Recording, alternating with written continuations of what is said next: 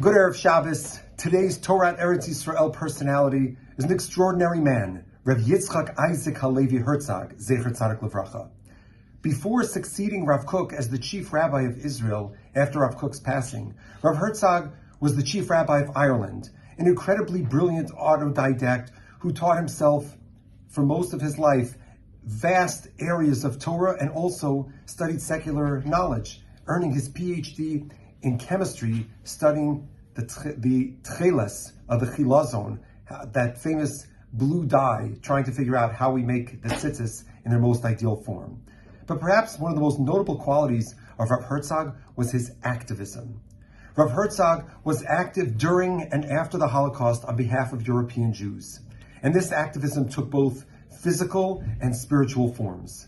He ran around Europe, crisscrossing the continent, trying to find any ways to help Jews of Europe during the war and to rescue Jewish children after the war.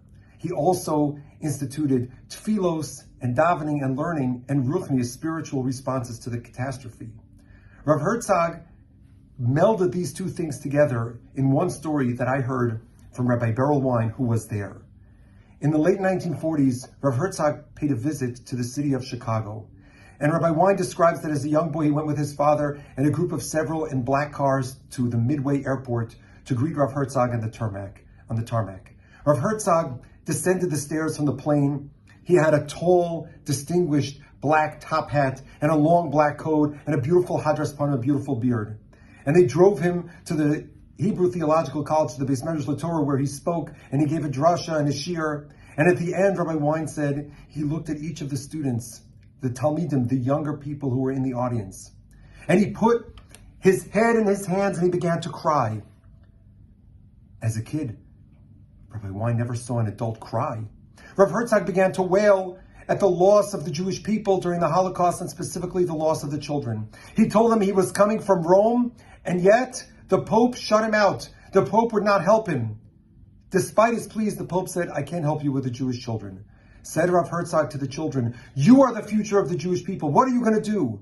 How are you going to continue our legacy? And, Rabbi Wein said, he repeated this to each and every child when they filed past him, each and every bacher, to shake their hand.